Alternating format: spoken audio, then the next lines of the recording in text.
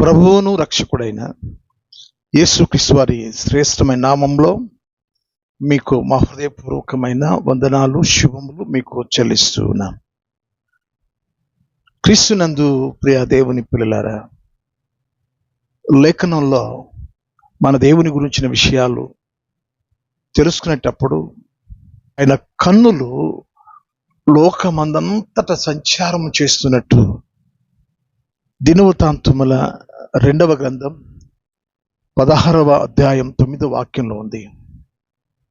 ఆయన కనుదృష్టి, యెహోవా కనుదృష్టి లోకమందంతట సంచారము చేయుచున్నది. దేవుడు ప్రతి ఒక్కరిని చూస్తున్నాడు. మంచి వారిని, చెడ్డవారిని ఆయన చూస్తున్నాడు. ఆయన కన్నులు ప్రతి స్థలం మీద ఉంది అని సామెతల గ్రంథం 15వ అధ్యాయం 3వ వాక్యంలో ఉంది. ఎవరు ఎక్కడికి తప్పించుకోలేరు. ఇర్మీయా గ్రంథంలో 23వ అధ్యాయం 24వ వాక్యంలో ఏముందంటే, నాకు కనబడకుండా రహస్య స్థలములలో దాగగలిగిన వాడు ఎవరున్నాడు? ఎందుకంటే కన్నును సృష్టించిన ఆయనకి, చెవులను సృష్టించిన ఆయనకి, కన్నులను సృష్టించిన ఆయన కానకుండా ఆయనకి మరుగుగా ఉంటుందా? చెవులను సృష్టించిన ఆయన వినకుండా ఉంటాడా?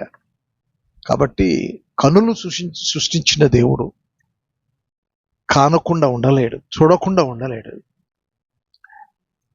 మనుషులు చెట్లతో పోల్చబడ్డారు. అంటే తమ్మునైల్లో మీకు చూపబడిన ఆ యొక్క సబ్జెక్ట్లో ఉన్న మాట ఏంటంటే, చెట్టు పైన ఉన్న, చెట్టు కింద ఉన్న, చెట్ల మధ్యలో దాగిన ఆయన పేరు పెట్టి పిలిచే దేవుడు. అంటే ఆయన కనుదృష్టి మనము ఎక్కడ ఉన్నప్పటికీ ఆయన చూచే దేవుడు. అయితే ఇక్కడ చెట్టు పైన ఒక అనుభవం, చెట్టు కింద మరొక అనుభవం, చెట్ల మధ్య మరొక అనుభవం. 3 జీవితాల గురించి ఈ అనుభవాలు మీకు నేను తెలియచేయాలని పరిశుద్ధాత్మ ద్వారా ప్రేరేపించబడి ఈ వీడియో చేస్తున్నాను.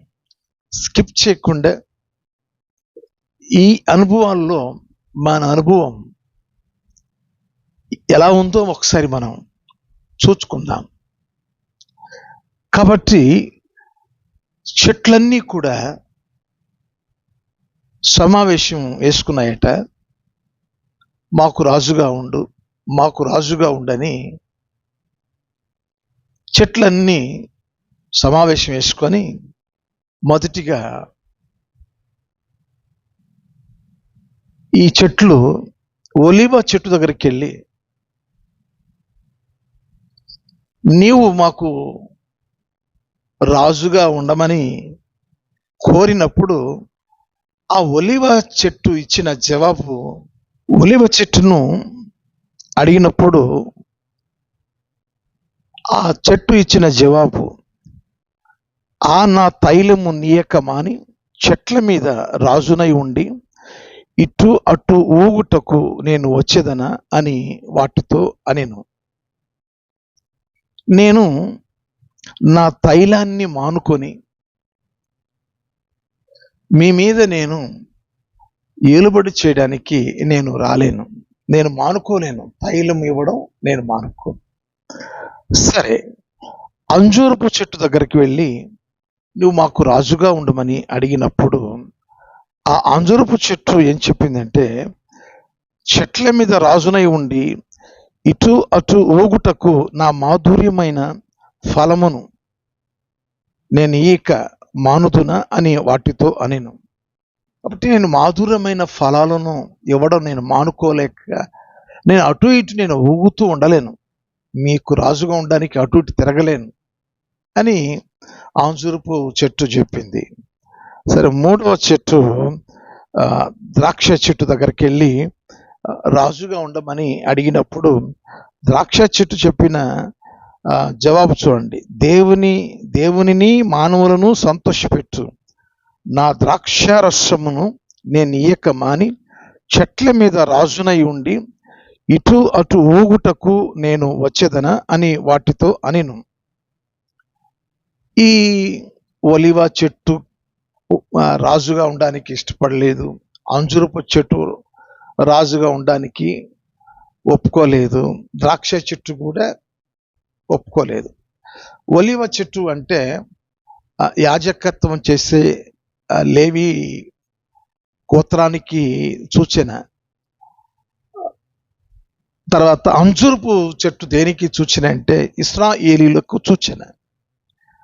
ద్రాక్ష చెట్టు దేనికి సూచన అంటే యూదులకు సూచన. ఆ మూడు గోత్రాలు వారు మరి ఎక్కువగా దేవుని పరిచర్యలో వాళ్ళు ఉంటారు. అంటే దేవునిని మరచి మనుషులకు మేము అలాంటి సేవలు మేము చేయలేము. అయితే ఒక విచిత్రమైన సంగతి ఏంటంటే,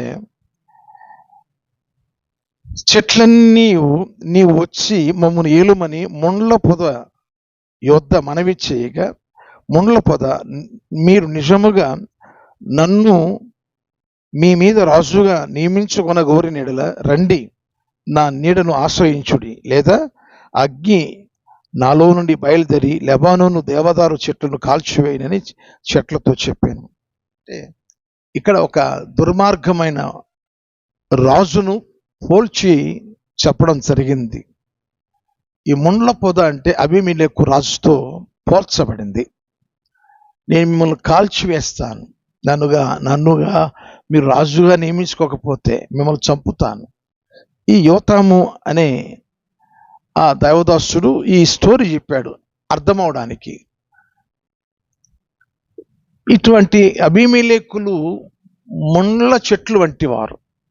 ముండ్ల చెట్టు వంటి వారు అంటే చెట్లు ఎలాంటి మనుషులను తెలియజేస్తుంది అనే దానికి ఇది చెప్పడం జరిగింది. ముండ్ల పొద అంటే అబీమెలెకు లాంటి దుర్మార్గుల గురించి చెప్పబడింది. అర్థమైంది కదా. తర్వాత దానియేలు గ్రంథంలో కూడా రాజుగారు ఆయన ఒక బ్రహ్మాండమైన ఒక చెట్టును చూశాడు. ఆ చెట్టు ఎత్తు ఆకాశానికి అంటుకొని ఉంది. దాని యొక్క విస్తారం, దాని కొమ్మలు భూతలమంతా కూడా విస్తరించినట్లు, ఆ చెట్ల పైన పక్షులు, చెట్టు కింద మరి భూజంతువులన్నీ పడుకొని విశ్రాంతి తీసుకుంటున్నాయి. కావలసిన ఆహారం, పండ్లు ఆ పక్షులు, ఆ జంతువులు తింటూ ఆ చెట్టు మేలుకరంగా ఉంది. అయితే దానిని నరికివేయము అని ఒక స్వరం నేను చెప్పగా నేను విన్నాను అని దానియేలుకు చెప్పినప్పుడు, ఆ దానియేలు ఆ చెట్టును నిన్ను సూచిస్తుంది రాజా, ఆ చెట్టు నిన్ను సూచిస్తుంది. ఈరోజు ప్రియ దేవుని పిల్లలారా, మనుషుల యొక్క స్వభావాలు ఎలా ఉంటాయో, మనుషుల జీవితం ఎలా ఉంటుందో చెట్లతో దేవుడు పోల్చి మాట్లాడుతున్నాడు. నీ పేరు, నీ ప్రభుత్వము బ్రహ్మాండంగా, నీ రాజ్యం లోకమంతా విస్తరించబడుతుంది, నీ కీర్తి ఆకాశానికి అంటుకుంటుంది. అయితే నీ రాజ్యం తొలగిపోతుంది. దానికి ఆ చెట్టు నిన్ను సూచిస్తుంది అని చెప్పడం జరిగింది.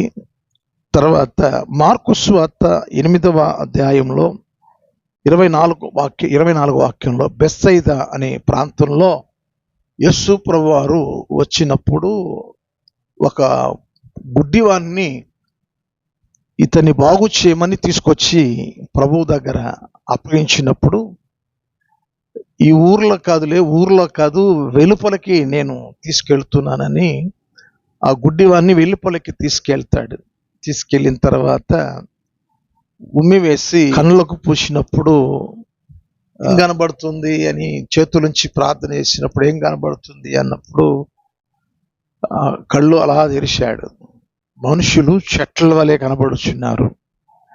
అంటే చెట్టు పైన అనేది అది ఒక జీవితం, చెట్టు కింద అనేది ఒక జీవితం, చెట్ల మధ్య అనేది ఒక జీవితం. అంటే చెట్లు మనుషులను సూచిస్తున్నట్టు చెప్పడానికి ఇదంతా మీకు చెప్పాల్సి వచ్చింది. మంచిది ప్రియులారా.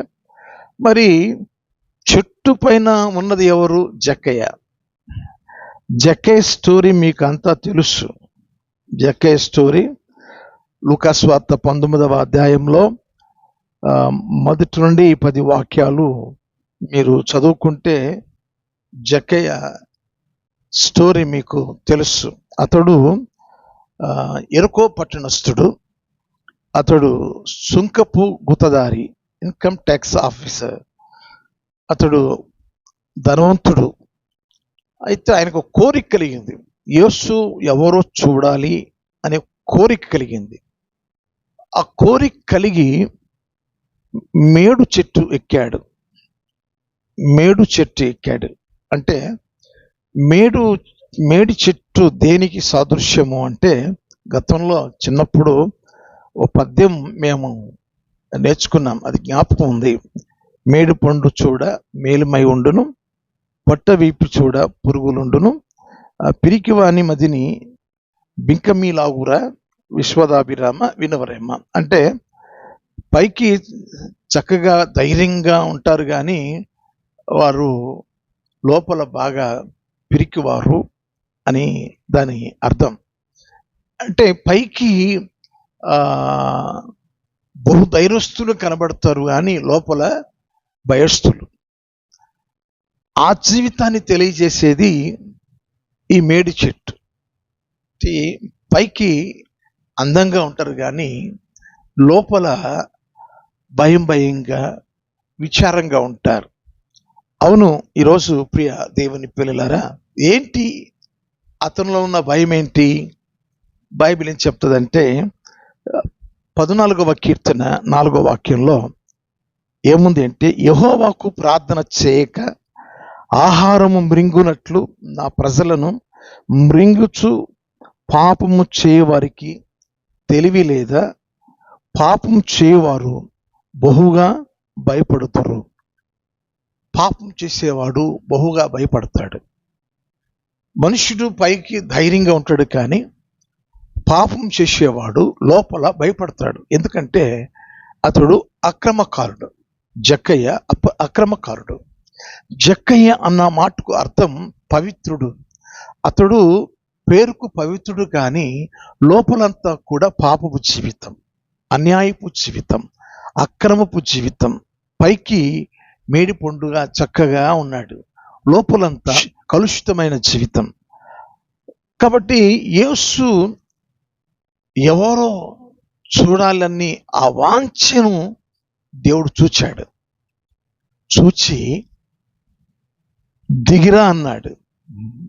అంటే ఎరుకో పట్టణంలో ఇతడు ధనవంతునిగా పేరుగాంచాడు. అందరికంటే మోతుబరిగా ఉన్నాడు, గొప్పవాడుగా ఉన్నాడు. త్వరగా దిగిరా, నీ యొక్క ఆత్మీయంగా పొట్టివాడే, శారీరకంగా కూడా పుట్టివాడే, దాని నుండి నీవు దిగిరా. జక్కయ్య దిగిరమ్ము అంటే దేని నుండి దిగిరమ్మని ప్రభు ఆలోచన, ఆయన ఉద్దేశం, ఆయన సంకల్పం ఏమిటి అంటే, ఇర్మీయా గ్రంథం 48వ అధ్యాయం 18వ వచనంలో చివరిలో ఇలా రాయబడి ఉంది, నీ గొప్పతనము విడిచి దిగిరమ్ము, నీ గొప్పతనము నుంచి దిగిరమ్ము. ఏ విషయంలో మనం గొప్పతనముగా బతుకుతున్నామో, ఏ విషయం మనల్ని గొప్పతనంగా ఎంచుతుందో దాని నుండి మనం దిగి రావాలని ఇర్మియా గ్రంథంలో నీ గొప్పతనం విడిచి దిగిరమ్ము అని ఆ వాక్యం మనతో మాట్లాడుతుంది. జక్కయ్య దిగిరా అంటే నీ గొప్పతనము నుండి, ఏ విషయంలో గొప్పవాడుగా ధనవంతుడిగా జీవిస్తున్నావు, ఈ లోకంలో ఉన్న ఆస్తిపరులు, ఈ లోకంలో ధనవంతులు పరలోక రాజ్యంలోనికి ప్రవేశించరు అని రాయబడి ఉంది. ఆ మరగుజ్జులోంచి దిగిరా. ఏ అయితే ఉన్నతమైన స్థితిలో ఉండాలని నువ్వు కోరుకుంటున్నావో దానిలోంచి దిగిరా అని దేవుడు చెప్తున్నాడు. ఈరోజు క్రీస్తునందు నా ప్రియమైన దేవుని పిల్లలారా, మానవుని జీవితంలో దిగాల్సినవి ఎన్నో ఉన్నాయి, చాలా ఉన్నాయి ప్రియులారా. వాటన్నిటిలోంచి మనం దిగాలి. మన ఆత్మీయ జీవితంలో అహం ఇవన్నీ చాలా ఉంటాయి. వాటన్నిటిలోంచి మనం కిందికి దిగాలి. అప్పుడే ఎప్పుడైతే మనం తగ్గించుకుంటామో మన జీవితాన్ని దేవుడు హెచ్చిస్తాడు. గర్వపు జీవితం నుంచి దిగి అణుకు కలిగి నేర్చుకోవాలి. గొప్పవాడే కానీ తన జీవితంలో అల్పంగా కనబడుతున్న సంగతి దేవుడు చూచాడు. అన్నిట్లో అల్పుడుగా, ఆత్మీయంగా అల్పుడుగా ఉన్నాడు. త్వరగా దిగిరా అని చెప్పగానే సంతోషంగా అతడు దిగి వచ్చినట్టు మనం చూస్తున్నాం. చిన్న వీడియో కూడా చూడండి. అక్కయ్య, త్వరగా దిగిరమ్ము. నేడు నీ ఇంట బస చేయుటకు వచ్చియున్నాను.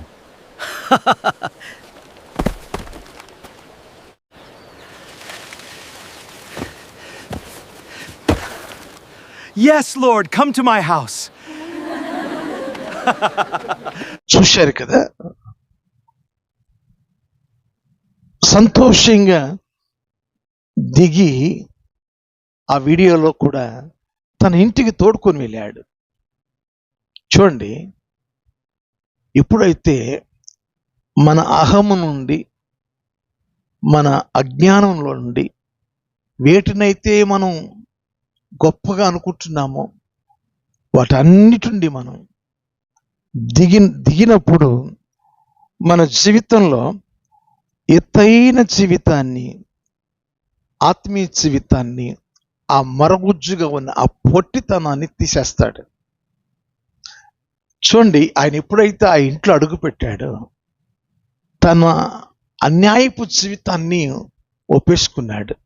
8వ వచనంలో, లూకా సువార్త 19వ అధ్యాయం 8వ వచనంలో, నేను ఎవని దగ్గర అయితే అన్యాయంగా తీసుకున్నానో నేను తిరిగి వారికి 4 అంతలుగా నేను ఇస్తున్నట్టుగా లేఖనంలో ఉంది మనకు. అలా ఇచ్చిన వాళ్ళు ఎవరు ఉన్నారా? మార్పు అంటే అలా ఉంటుంది. నశించిన జక్కయ్య జీవితాన్ని రక్షించడానికి ఆ గ్రామానికి వచ్చాడు.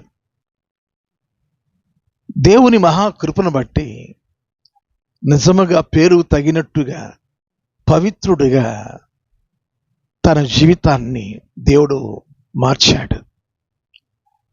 అపవిత్రమైన జీవితాన్ని, ఆ అక్రమ జీవితాన్ని తీసేసుకొని యేసు ప్రభువారు పరిశుద్ధుడు కనుక ఆ పరిశుద్ధుని తన హృదయంలో చేర్చుకున్నాడు.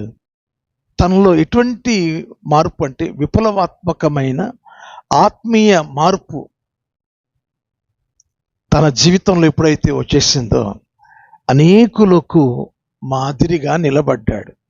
ఈరోజు ఎప్పుడైతే చెట్టు పైన అంటే నేను అందరికంటే గొప్పవాణ్ణి, ధనవంతుణ్ణి, అందంలో కానీ, ఆర్థికంగా కానీ, ఆరోగ్య విషయంలో కానీ, నేను అన్నిట్లో ఈ గ్రామంలో నేను హెచ్చుగా ఉంటాను, నేను గొప్పగా ఉంటాను అనుకునే వాళ్ళు ప్రభు కోసం ఎప్పుడైతే దిగుతామో, ఎప్పుడైతే తగ్గింపు జీవితాన్ని కలిగి జీవిస్తామో, అప్పుడే ప్రభువు మన ఇంటిలోకి, మన ఒంటిలోకి ఆయన వస్తాడు, మన జీవితాన్ని రక్షణలోనికి తీసుకొస్తాడు. నేడు ఈ ఇంటికి రక్షణ వచ్చి ఉన్నది.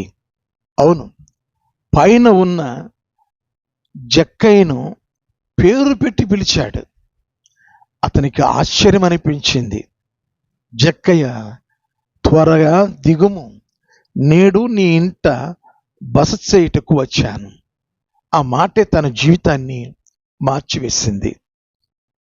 చూసారా, అందలం ఎక్కిన తన జీవితాన్ని, అన్నిట్లో నేను అధికంగా ఉన్నానన్న ఆ జీవితంలోంచి, చాటుగా ఉన్న, మొరుగుగా ఉన్న తన పాప జీవితం నుంచి, ఆత్మీయ మరొగొజ్జుగా పొట్టిగా ఉన్న తన జీవితాన్ని ప్రపంచానికి ఆత్మీయ ఎత్తులోకి తీసుకొచ్చాడు ప్రభువారు. అది ఒక ఆత్మీయ జీవితం. ఎవరైతే నేను గొప్పోడిని, మహా తెలివైన వాడను, మంచి జ్ఞానం కలిగిన వాడను అని ఎవరైతే ఉప్పొంగుతుంటారో, సిగ్గుపడే విషయాల్లో అతిశయపడతారో, అన్నది ఏమీ లేదు. నా మట్టుకైతే బ్రతుకుట క్రీస్తే, చావైతే నాకు లాభం. నా మట్టుకైతే బ్రతుకుట క్రీస్తే, చావైతే నాకు లాభం. అలా ప్రభువును మనం హెచ్చించాలి. నాదేముందంటే, నేను క్రీస్తు కూడా శిలువ వేయబడ్డాను, ఇక జీవించువాడను క్రీస్తే, ఇక జీవించేది క్రీస్తే, నేను కాదు. ఇక జీవించువారు తన కొరకు ప్రాణమిచ్చి మరణించి తిరిగి లేచిన ఆయన కొరకే జీవించాలి. అది కాబట్టి ఉన్నతమైన జీవితంలో ఉన్నవాళ్ళు ఎప్పుడైతే తగ్గించుకుంటారో అప్పుడే రక్షణ పొందుకుంటారు, అప్పుడే ప్రభు సహవాసంలోనికి వస్తారు. అది ఆ పైన చెట్టు పైన ఉన్న జీవితాన్ని గురించిన ఆత్మీయ విషయం. రెండవది, చెట్టు కింద ఉన్న ఆ జీవితాన్ని గురించి మనం తెలుసుకుంటాం ప్రియులారా. అది యోహాను సువార్త 1వ అధ్యాయం 47 నుండి 49 వాక్యాలు మనం చదువుకున్నప్పుడు, యేసు నతనీయేలు తన యొద్దకు వచ్చుట చూచి, ఇదిగో ఇతడు నిజముగా ఇశ్రాయేలీయుడు, ఇతని యందు ఏ కపటమును లేదని అతని గురించి చెప్పాను.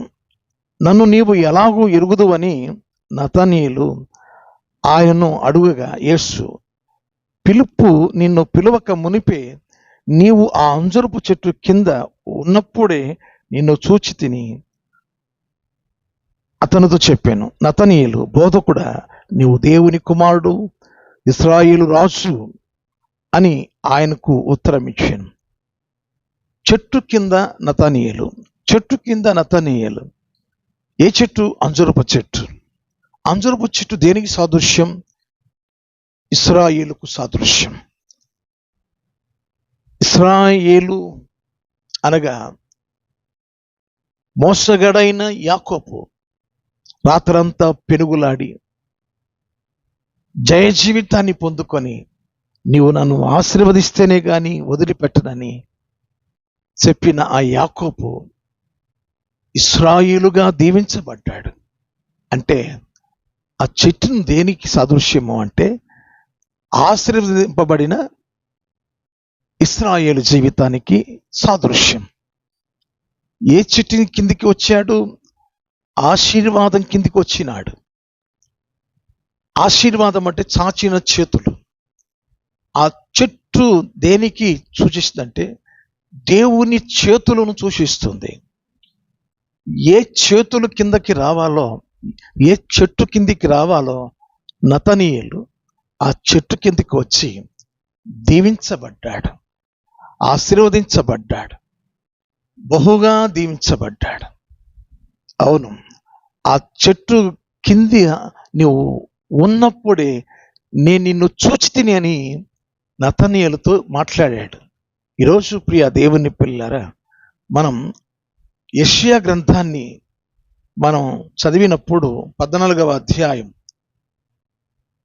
యెషయా గ్రంథం 14వ అధ్యాయం 26వ వాక్యాన్ని మనం చదువుకున్నప్పుడు అక్కడ ఉన్న మాట ఏంటంటే, సర్వలోకమును గూర్చి నేను చేసిన ఆలోచన ఇదే, జనులందరి మీద చాపబడిన బాహు ఇదే. నేను ఒక ఆలోచన చేశాను, సర్వజనులందరిని గురించి నేను చేసిన ఆలోచన ఏంటి అంటే, జనులందరి మీద నా చేతులు నేను చాచి ఉన్నాను. అవును, చాపబడిన చేతుల కిందకి, ఆశీర్వాదకరమైన అంజూరపు చెట్టు కిందకి నతనీయులు వచ్చాడు. ఈరోజు చాపబడిన చేతుల కిందకి ఎవరు వస్తారో వారి జీవితాలు ఆశీర్వాదకరంగా ఉంటాయి. అంటే ఈ చెట్టు సిలువ చేతులను గురించి తెలియజేస్తుంది. యేసయ్య 2 చేతులు చాచి ఆయన పొందిన దెబ్బల చేత స్వస్థత, ఆయన చిందించిన రక్తం చేత పరిశుద్ధత. యేసయ్య ఆ బ్రాను మీద అనగా ఆ చెట్టు మీద చాచిన చేతులతో మనల్ని దీవిస్తున్నాడు. సిలువ కిందికి రావాలి మనం. చాచిన ఆయన చేతుల కిందికి వస్తే మనకు రక్షణ. ప్రపంచంలో ఇశ్రాయేలు దేశంలాగా దీవించబడిన దేశం ప్రపంచ పటంలో ఏముంది? ఆశీర్వాదకరమైన దేశం అంటే ఇశ్రాయేలు దేశమే. ప్రపంచ దేశంలో ఇశ్రాయేలు దేశం బహు ఘనముగా, బహుబలముగా అన్ని కోణాలలో దేవుడు ఆశీర్వదించినాడు. ఆ చెట్టు కిందకి అనగా ఆశీర్వాదం ఇచ్చే చెట్టు కిందకి అనగా సర్వజనుల మీద చాపబడిన బాహువులు, ఆయన చాపబడిన బాహువుల అనగా ఆయన రెక్కలతో మనల్ని కప్పుకుంటాడు. ఆ రెక్కల కింద ఆరోగ్యం ఉంది, ఐశ్వర్యం ఉంది. ఆయన రెక్కల్లో కాపుదల ఉంది. ఆయన రెక్కల నీడలో వెచ్చదనం అనే పరిశుద్ధాత్మ శక్తి ఉంది. అందుకనే ఆయన రెక్కల నీడికి మనం రావాలి. అది చెట్టు కింద ఉన్న నతనీయులను తన సేవ పరిచర్యకు పిలుచుకున్నాడు. చివరిదిగా 3వ విషయం, చెట్ల మధ్యలో దాగిన ఆదాము. చెట్ల మధ్యలో దాగిన ఆదాము, అవ్వలు. ఇక్కడ నేను చదువుతున్నాను, ఆదికాండం 3వ అధ్యాయం 9 నుండి చదువుతున్నాను. దేవుడైన యెహోవా ఆదామును పిలిచి, నీవు ఎక్కడ ఉన్నావనెను. అందుకు అతడు, నేను తోటలో నీ స్వరము వినినప్పుడు దిగంబరిగా ఉంటిని గనుక భయపడి దాగుకొంటిని అనెను. అందుకు ఆయన, నీవు దిగంబరివని నీకు తెలిపిన వాడు ఎవడు? నీవు తినకూడదని నేను నీకు ఆజ్ఞాపించిన వృక్ష ఫలములు తింటివా అని అడిగాను. అందుకు ఆదాము, నాతో ఉండుటకు నీవు నాకిచ్చిన ఈ స్త్రీయే ఆ వృక్ష ఫలములు కొని నాకు ఇయ్యగా నేను తింటిని అనెను. అప్పుడు యెహోవా స్త్రీతో, నీవు చేసినది ఏమిటి అని అడుగగా, స్త్రీ, సర్పము నన్ను మోసపుచ్చినందున తింటిని అనెను. అందుకు దేవుడైన యెహోవా సర్పముతో, నీవు దీన్ని చేసినందున పశువులు అన్నిటిలోను జంతువులన్నిటిలోనూ నీవు శపించబడిన దానవై నీ కడుపుతో ప్రాకుచ్చు నీవు బ్రతుకు దినములన్నీ మన్ను తిందువు. ప్రియులారా, చెట్ల మధ్యలో ఎందుకు దాక్కున్నారు అంటే, తినవద్దన్న ఆ పండు తినుట చేత. దానికి చక్కగా ఆ వీడియో పెట్టున్నాను, ముందు దాన్ని చూడండి. ఆదామా, ఎక్కడున్నారు? త్వరగా రండి. ఎందుకు ఆలస్యం చేస్తున్నారు?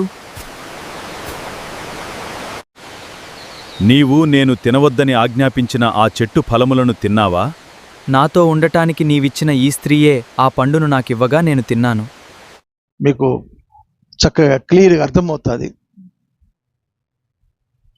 విన్నారు కదా, ఎందుకు వారు ఆ పండు తిన్నారో. ఆదామును అడిగినప్పుడు నీవు నాకిచ్చిన ఈ స్త్రీ నాకిచ్చింది, నేను తిన్నాను. ఆ స్త్రీని అడిగితే ఇదిగో ఈ సర్పము నన్ను మోసగించింది. అంటే ఒకరి మీద ఒకరు సాకులు చెప్పారు కానీ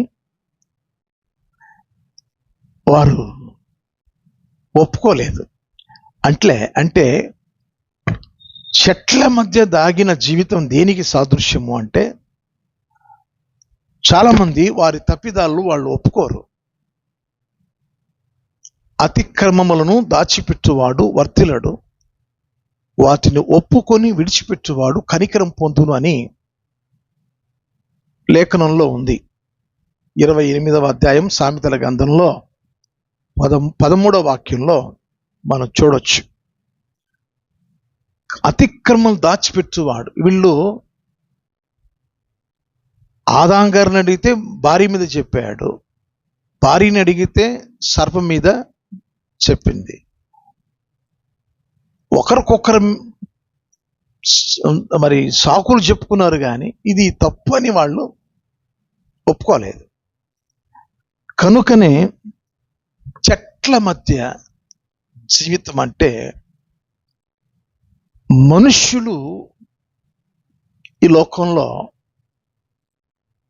వారి పద్ధతులు, మనుషుల మర్యాదలు, మనుషుల ఆచారాలు, మనుషుల సాంప్రదాయాలు, మనుషుల సిద్ధాంతాలు, వీటి చేత మనుషులను ఆకర్షిస్తున్నారు. ఒకరి మీద ఒకళ్ళు చెప్పుకోవడం అంటే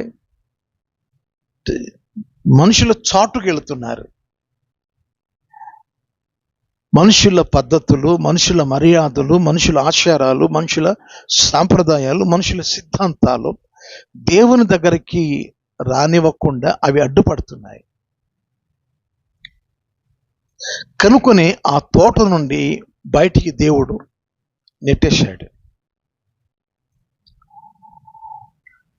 ఈరోజు ఒకసారి మనం ఆలోచన చేద్దాం.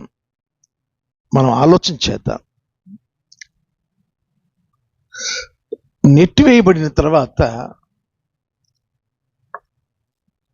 తండ్రి ఆ సిలువలో 4వ మాట, నా దేవా నా దేవా నీవు నన్నెందుకు చేయి విడిచితివి. చేయి ఎందుకు విడిచాడు అంటే, తండ్రి అయిన దేవుడు తన కుమారుని యొక్క చేతిని ఎందుకు సిలువలో విడిచాడంటే, ఏదేను తోటలో తెగిన ఆ బంధం అక్కడ చాచిన చేత్తు పట్టుకున్నాడు. సిలువలో సంధి జరిగింది. సిలువలో మానవుడు దేవునితో సహవాసం చేసే భాగ్యం. ఎందుకంటే పాపమును క్రయధనముగా ప్రభువారు తన ప్రాణమును విమోచన క్రయధనంగా చెల్లించబడుట చేత, ఆ రుణపత్రము ఎత్తివేయబడుట చేత తిరిగి తెగిపోయిన ఆ బంధం, తండ్రితో దేవునితో సహవాసం దొరికింది. చెట్ల మధ్యలో ఉన్నప్పుడు దొరకల, చెట్టు పైన ఉన్నప్పుడు దొరకల, చెట్టు కింద ఉన్నప్పుడు దొరికింది. సిలువ దగ్గరికి వస్తే దొరికింది. చాచిన చేతుల దగ్గర మనకు దొరుకుతుంది. అందుకోసమే ఈ సర్వజనుల మీద నేను చేసిన ఆలోచన ఇదే. చాపబడిన బాహువులు ఇవిగో నేను చాచే ఉన్నాను, రక్షింప నేరకు ఎండునట్లు యెహోవా హస్తములు కూర్చకాలేదు, ఆయన చాచే ఉంచి ఉన్నాడు. చాచి ఉంచిన చేతుల కిందకి మనం వచ్చినప్పుడు మనల్ని పరిశుద్ధపరుస్తాడు. జీవము కలిగిన ఆ దేవుని చేతుల్లో మనం ఉన్నప్పుడు నిత్య జీవము నేను వాటికి ఇస్తాను. ఎవడు నా చేతుల నుంచి అపహరింపడు. ఆయన చేతుల కాపుదల ఉంది, భద్రత ఉంది, పరిశుద్ధత ఉంది, స్వస్థత ఉంది, నెమ్మది ఉంది, సంతోషం ఉంది, సమాధానం ఉంది. ఒకవేళ ఆకాశం వైపు ఒకవేళ చూచే చెట్టులాగా, ప్రమాణంగా ఉన్న చెట్టులాగా ఒకవేళ నువ్వు అంత ఎత్తుకు ఎదిగి ఉంటే దిగిరా, దిగి వచ్చి చెట్టు కిందికి రా, సిలువ దగ్గరికి రా. చెట్ల మధ్య ఉంటే బయటికి రా, బయటకు వచ్చి సిలువ దగ్గరకు వచ్చి దొంగ చెప్పిన మాట, యేసు నీ రాజ్యంతో వస్తున్నప్పుడు నన్ను జ్ఞాపకం చేసుకో. అవును, పేతురు రాసిన మొదటి పత్రిక 2వ అధ్యాయం 24వ వాక్యం, మనము పాపముల విషయమై చనిపోయి నీతి విషయమై జీవించినట్లు ఆయన తానే తన శరీరమందు మన పాపములను మ్రాను మీద మోసుకొనిను, ఆయన పొందిన దెబ్బల చేత మీరు స్వస్థత నొందితిరి. కాబట్టి ఆ శిలువ మానును ఎందుకు మోసుకుంటూ ఆయన వెళ్ళాడు అంటే, చాచిన ఆ చేతుల దగ్గరికి మీరు సమాధానం పొందుకోవాలని, స్వస్థత పొందుకోవాలని, ఆత్మ సంబంధమైన పరిశుద్ధతను పొందుకోవాలని, తండ్రి వీరేమి చేయుచున్నారు, వీరు ఎరుగరు, వీరిని క్షమించమని ఆయన క్షమాభిక్ష పెట్టి మన పాపములు పోవునంతగా ఆయన రక్తము ద్వారా మన మనస్సాక్షిని, మన హృదయాన్ని, మన జీవితాన్ని కడిగి పరిశుద్ధపరిచినాడు. కనుక సిలువ కిందికి రండి ప్రియులారా. నతనీయులు చెట్టు కిందికి వచ్చినట్టు చాపబడిన ఆ బాహువుల కిందికి మనం వద్దాం, ప్రార్థన చేద్దాం. ఆ ప్రభే మనలను ఆశీర్వదించి దీవించునుగాక. దేవుడు ఈ మాటలను మన వినికిడిలో బహుగా ఆశీర్వదించునుగాక. May God bless you. మీకు నా వందనాలు. షలోం. మెండారుగా దేవుడు మిమ్మల్ని దీవించునుగాక. ఆమెన్. Thank you.